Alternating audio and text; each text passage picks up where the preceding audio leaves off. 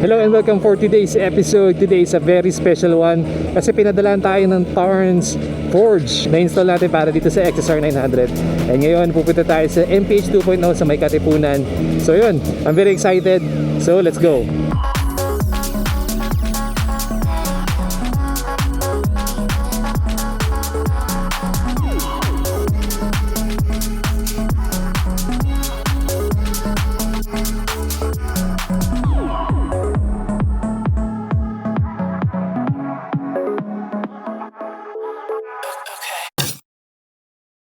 So a little bit of background on Tarns Forge is a manufacturing company specifically doing forge wheels.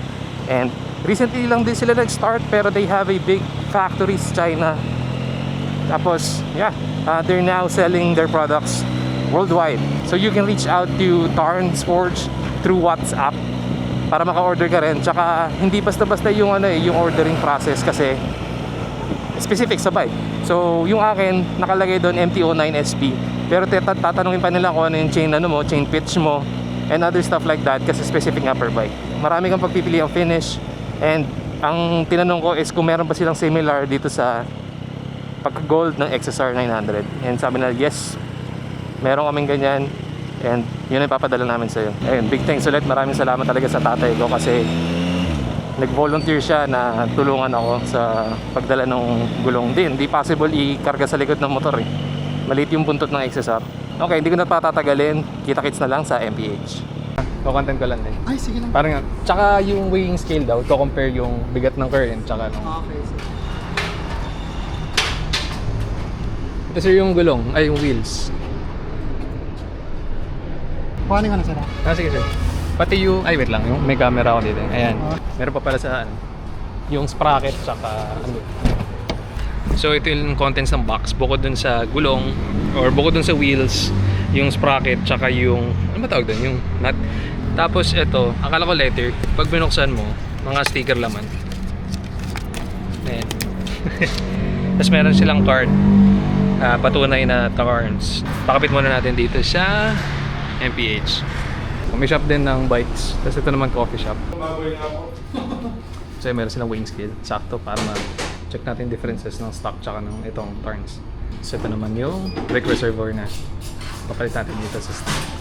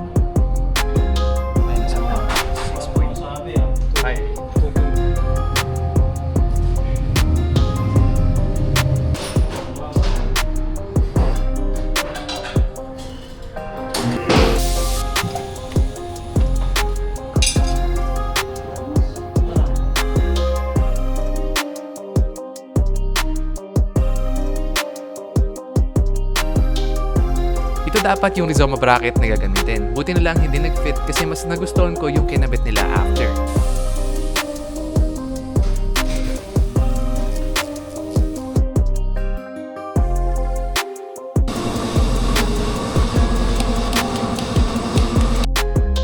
Habang nag-iintay, nagkape na rin muna kami at ang sarap ng Vietnamese coffee nila.